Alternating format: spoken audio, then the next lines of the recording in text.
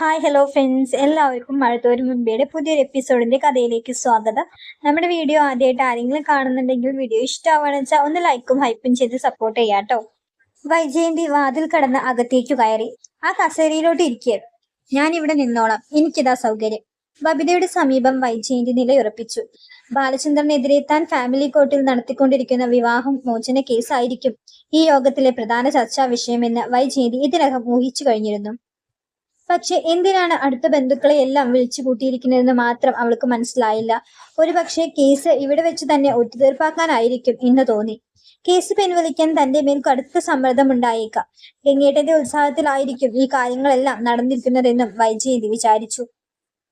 സകലതിന്റെയും പ്രതിരോധിക്കാൻ എന്ന പോലെ വൈജയന്തി മാറിൽ കൈകെട്ടി ഭിത്തിയിലേക്ക് പുറംചാരി നിന്നു. വൈജയന്തിയുടെ കസേര ഒഴിഞ്ഞു തന്നെ കിടന്നു. വെളിയിൽ ചെറിയ മഴച്ചാറ്റൽ ഉള്ളത് കണ്ണാടി ജാലകങ്ങളിലൂടെ കാണാമായിരുന്നു. ഇതെന്തിനാണ് ഇവിടെ എല്ലാവരെയും വിളിച്ചു കൂട്ടിയതെന്ന് ഇതുവരെ ആരും പറഞ്ഞില്ല. തിരുവനന്തപുരത്ത് നിന്ന് വന്ന് ശ്രീകുമാർ ചോദിച്ചു. രാവണി മേനോന്റെ മക്കളിൽ ഇളയവനാണ് ശ്രീകുമാർ. ബാലചന്ദ്രൻ ആവശ്യപ്പെട്ടിട്ടാണ് ഇപ്പൊ ഇവിടം ഇങ്ങനൊരു ഒത്തുകൂടൽ വേണ്ടി വന്നത്. ശിവശങ്കര മേനോൻ പറഞ്ഞതോടെ എല്ലാവരുടെയും ശ്രദ്ധ ബാലചന്ദ്ര മേനോനിലായി. ശരിയാണ്, അയാൾ കണ്ണടയെടുത്ത് കയ്യിൽ പിടിച്ച് പ്രത്യേകിച്ച് ആരെയും നോക്കാതെ പറഞ്ഞു. എനിക്ക് ചില കാര്യങ്ങൾ നിങ്ങളോട് പറയാനുണ്ട്. വളരെ മുൻപേ പറയേണ്ടതായിരുന്നു, പക്ഷെ ഇപ്പോഴാണ് സമയവും സന്ദർഭവും ഒത്തുവന്നത്. മനുശങ്കറും ബബിതയും രോഹിത്തും ബാലചന്ദ്ര മേനോന്റെ മുഖത്തേക്ക് നോക്കി വീർപ്പടക്കാൻ നിന്നു. വൈജയന്തി, എനിക്കെതിരെ ഫാമിലി കോർട്ടിൽ ഡൈവോഴ്സിന് കേസ് കൊടുത്തിരിക്കുന്ന വിവരം നിങ്ങൾക്ക് എല്ലാവർക്കും അറിയാമെന്നാണ് എന്റെ വിശ്വാസം. അറിയാത്തവർ ആരെങ്കിലും ഉണ്ടെങ്കിൽ ഇപ്പോഴറിയുക. ഞങ്ങളുടെ വിവാഹത്തിൽ സംബന്ധിച്ചവരാണ് ഇവിടെ കൂടിയിരിക്കുന്നവരിൽ അധിക പേരും. ബാലചന്ദ്ര മേനോനാണ് ഈ കുടുംബയോഗത്തിന്റെ സൂത്രധാരൻ എന്നും സ്വന്തം ഭാഗം ന്യായീകരിക്കുകയാണ് ലക്ഷ്യമെന്നും കണ്ടതോടെ വൈജയന്തി യുദ്ധസന്നദ്ധയായി.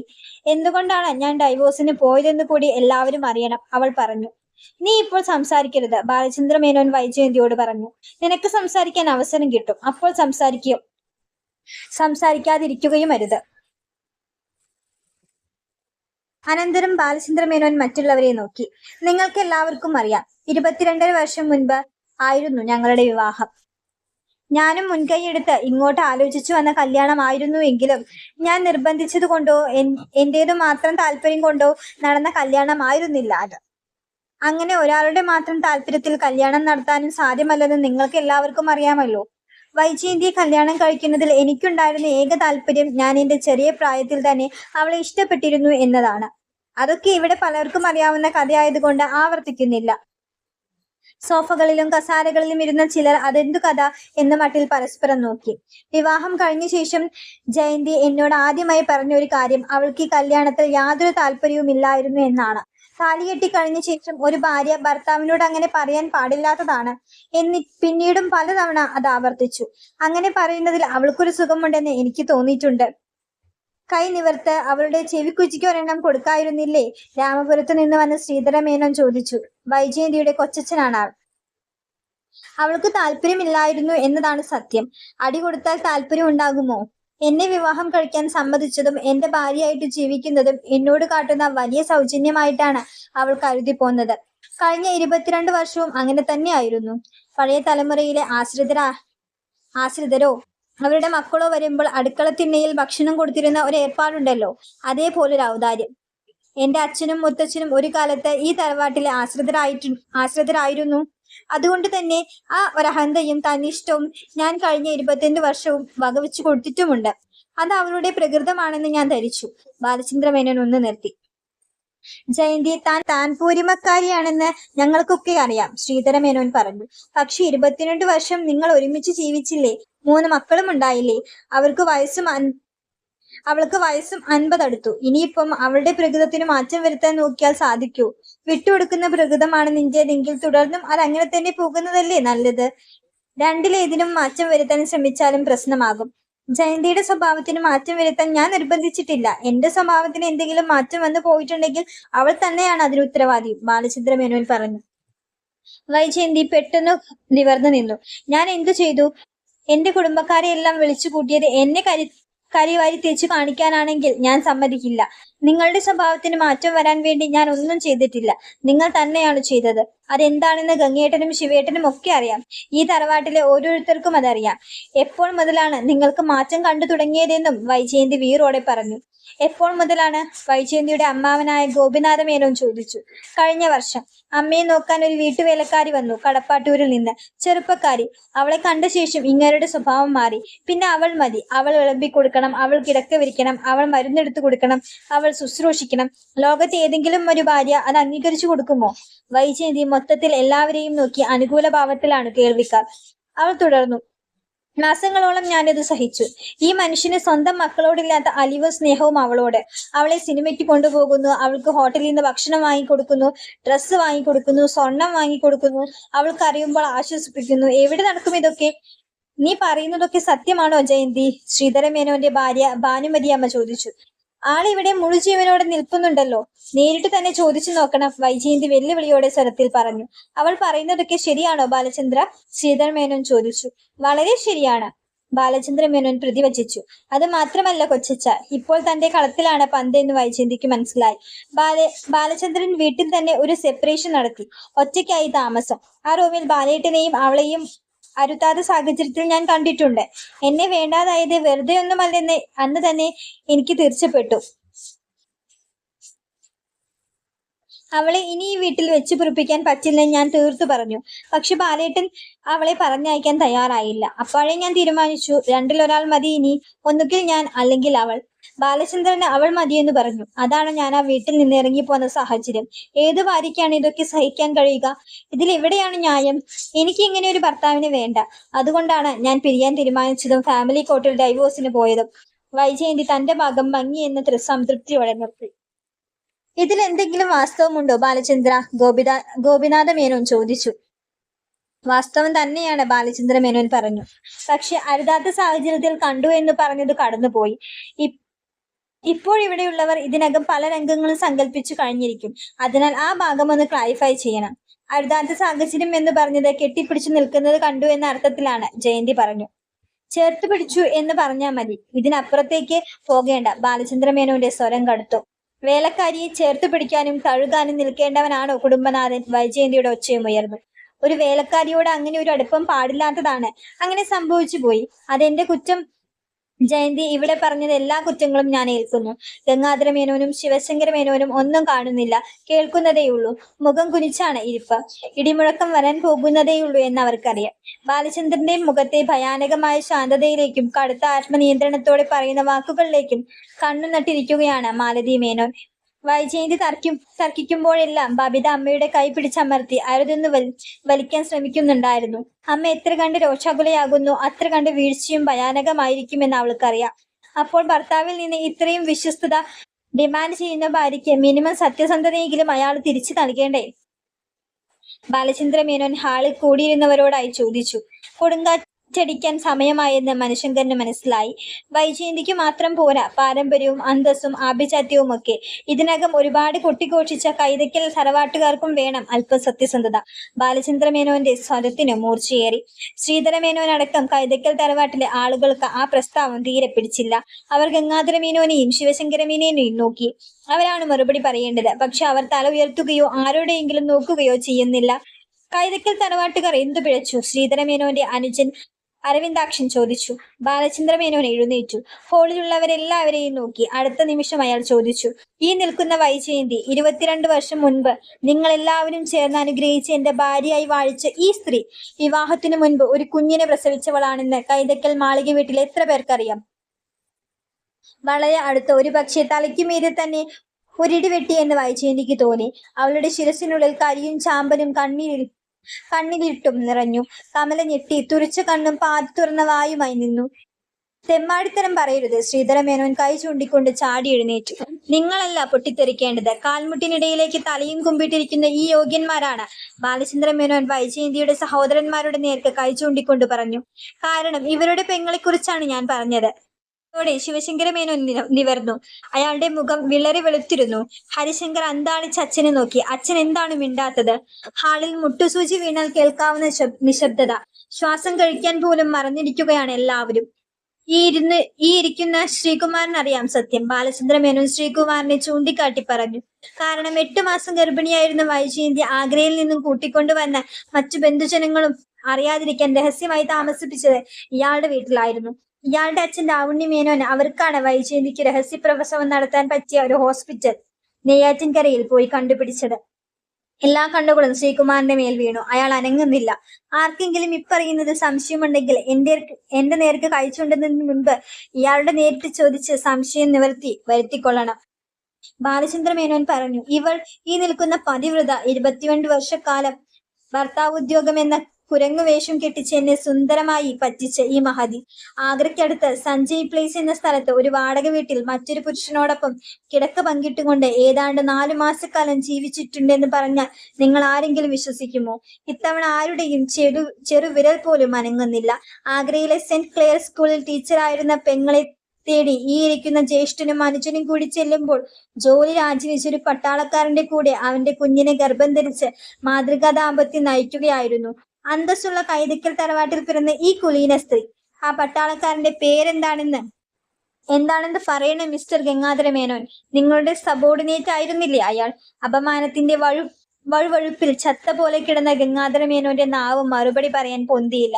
ജ്യേഷ്ഠൻ മേനോനും അനുജൻ മേനോനും നാണമാകുന്നില്ലെങ്കിൽ ഞാൻ തന്നെ പറയാം. ലഫ്റ്റനന്റ് കേണൽ റിട്ടയർ ചെയ്ത സ്റ്റാൻലി ജോസഫ്. പുനലൂർ കൊട്ടാരമറ്റത്തിൽ അവധക്കുട്ടി മകൻ സ്റ്റാൻലി ജോസഫ് എന്ന് പേര് കേട്ടാൽ അന്നനാളം മുതൽ ആമാശയത്തിന് അങ്ങേ അറ്റം വരെ കയക്കുമായിരുന്നു ഒരു കാലത്ത് കൈതയ്ക്കൽ മാളിക വീട്ടിലെ കുഞ്ഞിരാമ മേനോനും ആൺമക്കൾക്കും. സംശയ നിവർത്തി വരുത്തേണ്ടവർക്ക് അയാളെ ചെന്നു കാണാം. കുളത്തുപുഴ എന്ന സ്ഥലത്ത് അയാൾ ഇപ്പോഴും ജീവിച്ചിരിപ്പുണ്ട്. കൃഷ്ണച്ച ശ്വാസമെടുത്ത് ബബിതയെയും രോഹിത്തിനെയും നോക്കി. പിന്നെ അവളുടെ അമ്മയെയും. സ്റ്റാൻലി പപ്പിയെ കുറിച്ച് ഒരിക്കൽ ബബിത പറഞ്ഞപ്പോൾ നമ്മുടെ അമ്മയും ആഗ്രയിലായിരുന്നല്ലോ എന്നും സ്റ്റാൻലി പപ്പ സ്നേഹിച്ച പെണ്ണ് നമ്മുടെ അമ്മ എങ്ങാനും ആണോ എന്നും കളി തമാശയായി താൻ ചോദിച്ചതോർത്ത് അവൾ കുളിർന്നു വിറച്ചു. ബബിത ചേച്ചി അമ്മയുടെ മുഖത്തേക്ക് ദയനീയമായി നോക്കിക്കൊണ്ടിരിക്കുന്നത് അവൾ കണ്ടു. രോഹിയേട്ടന്റെ നോട്ടം അച്ഛനിലാണ്. മനുവേട്ടൻ ആരുടെയും മുഖത്ത് നോക്കാതെയാണ് നിൽപ്പ്. ഈ സത്യങ്ങളെല്ലാം സമർത്ഥമായി മറച്ചു വെച്ചിട്ടാണ് പ്രതാപശാലിയും മാന്യനുമായ കൈതയ്ക്കൽക്കാരനവർ കുഞ്ഞിരാമ മേനോനും യോഗ്യന്മാരായ ആൺമക്കളും കൂടി കാപട്യത്തിൽ പൊതിഞ്ഞ ഈ സ്ത്രീയെ എനിക്ക് കല്യാണം കഴിച്ചു തന്നത്. ബാലചന്ദ്ര മേനോൻ ദാനവിക രോഷം അടങ്ങാതെ പറഞ്ഞുകൊണ്ടിരുന്നു.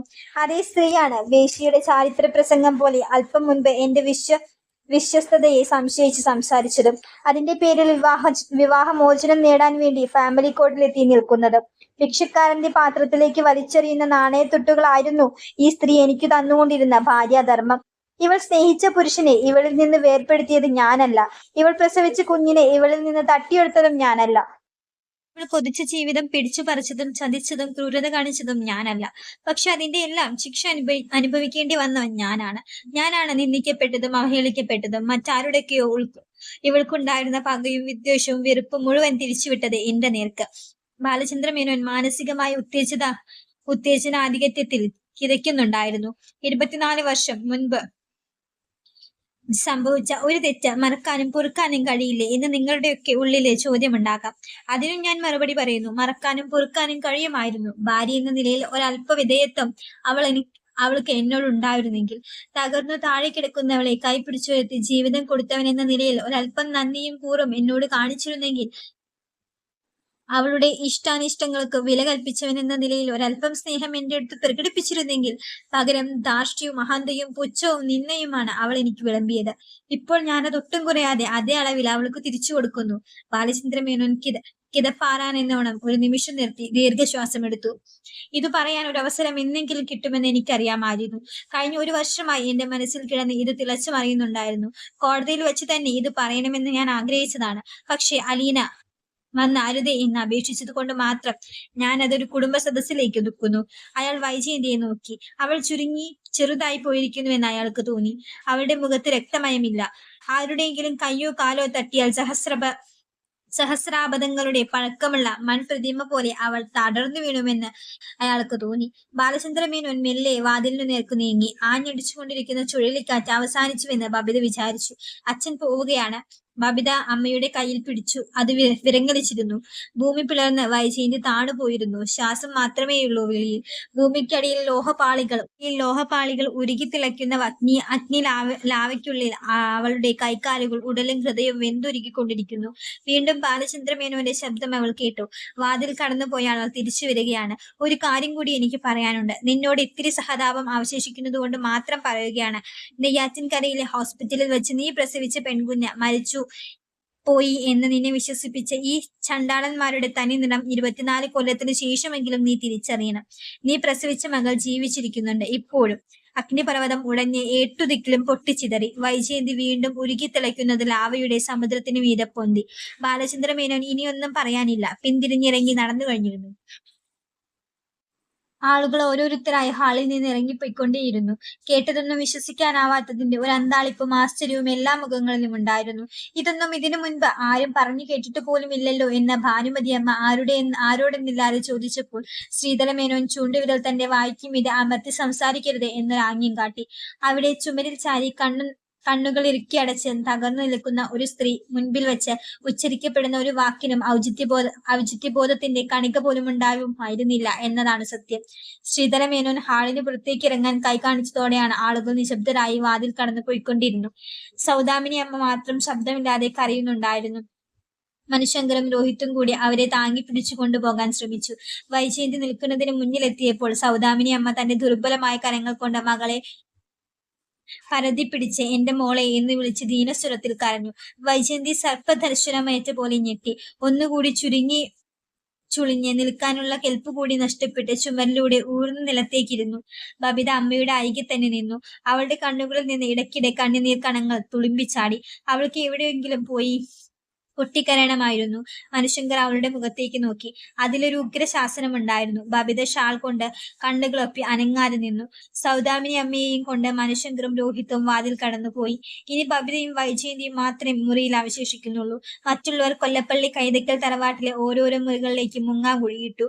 അടക്കിപ്പിടിച്ച അത്ഭുതം സ്ഫുരിക്കുന്ന സംഭാഷണങ്ങളെ കൊണ്ട് ഓരോ മുറിയും നിറഞ്ഞു. ബബിതയുടെ കയ്യിലിരുന്ന മൊബൈൽ ഫോൺ റിങ് ചെയ്തു. അവൾ കണ്ണു തുടച്ചത് നോക്കി. അലീന ചേച്ചിയാണ്. പെട്ടെന്ന് ബബിതയ്ക്ക് കരച്ചിൽ വന്നു. കണ്ണിൽ നിന്ന് ഇടതടവില്ലാതെ നീർക്കണങ്ങൾ ഉതിർന്നു. ഹലോ. ആ ബബിതയാ. അവൾ അമ്മയെ നോക്കി. അമ്മ തണുത്തു വിറച്ചിട്ടെന്ന പോലെ മുട്ടിന് മീതെ കൈകാട്ടി അതിനു മീതെ മുഖം കമഴ്ത്തിയിരിക്കുകയാണ്. തലയുടെ പിൻഭാഗം മാത്രമേ കാണാനുള്ളൂ. കഴുത്തിന്റെ വശങ്ങളിലെ ഞരമ്പുകൾ വലിഞ്ഞു മുറുകിയിട്ടുണ്ട്. ശ്വാസമോ ചലനമോ ഒന്നുമില്ലാതെ പോലിരിപ്പ്. ബബിത ഫോണുമായി വൈജയന്തിയുടെ അടുത്തു ചെന്ന് പതിയെ നടന്നു നീങ്ങി. ഊൺമുറിയിലേക്ക് കടന്നതും അവിടെ സ്ത്രീജനങ്ങളുടെ അടക്കം പറച്ചിലും ആംഗ്യവിക്ഷേപങ്ങളും. അലീന ചേച്ചി, മനുവേട്ട, വിളിക്കോ പ്ലീസ്. എനിക്കൊന്നും പറയാൻ വയ്യ. അലീനയുടെ മറുപടിക്ക് നിൽക്കാതെ അവൾ കോൾ കട്ട് ചെയ്തു. സ്റ്റെയർ കേസിൽ ശ്രീധരൻ മേനോനും ഗോപിനാഥ മേനോനും സംസാരിച്ചു നിൽക്കുകയായിരുന്നു. ഗംഗാധര മേനോൻ ബബിതയെ കണ്ടു. അവളെ അടുത്തേക്ക് വിളിച്ചു. നീ ഇങ്ങ് വാ, ഒരു കാര്യം പറയാനുണ്ട്. അയാൾ അവളെ മുകളിലെ ഗസ്റ്റ് റൂമിലേക്ക് കൂട്ടിക്കൊണ്ടുപോയി. ഒരു കാര്യം, താക്കീതിന്റെ സ്വരത്തിൽ അയാൾ പറഞ്ഞു. നിങ്ങൾക്കാർക്കും ഒന്നും അറിയില്ല, മനസ്സിലായോ? ജയന്തിയുടെ മകൾ ജീവിച്ചിരിപ്പുണ്ടെന്ന് നിന്റെ അച്ഛനാണ് പറഞ്ഞത്. അതാരാണെന്ന് അയാൾക്ക് മാത്രമേ അറിയൂ. അത് കള്ളമാണോ സത്യമാണോ എന്ന് പോലും നമുക്കറിയില്ല. ബബിതയുടെ കണ്ണുകൾ കുറുകി. ഇനി എത്ര ദിവസം മറച്ചു വെക്കും അങ്കിൾ? ഇതൊന്നും രക്ഷപ്പെടാൻ അങ്കിൾ വിചാരിക്കുന്നുണ്ടോ? ബബിതയുടെ സ്വരത്തിൽ അമർഷം നിറഞ്ഞു. ഒരു ദിവസം വന്നുകൂടിയ ആളുകളൊന്ന് പൊയ്ക്കോട്ടെ, ഗംഗാധര മേനോൻ പറഞ്ഞു. മനുശങ്കറും രോഹിത്തും കൂടി സൗദാമിനി അമ്മയെ കട്ടിലിൽ കൊണ്ടുചെന്ന് കിടത്തി. മുത്തശ്ശി വിഷമിക്കൊന്നും വേണ്ട കേട്ടോ, ഞങ്ങളുണ്ടല്ലോ ഇവിടെ. മനുശങ്കർ അവരുടെ നെറ്റിയിൽ തലോടി. വീഡിയോ ഇഷ്ടമാണെന്ന് എല്ലാവരും ലൈക്ക് ചെയ്യണം, സബ്സ്ക്രൈബ് ചെയ്യണം. താങ്ക്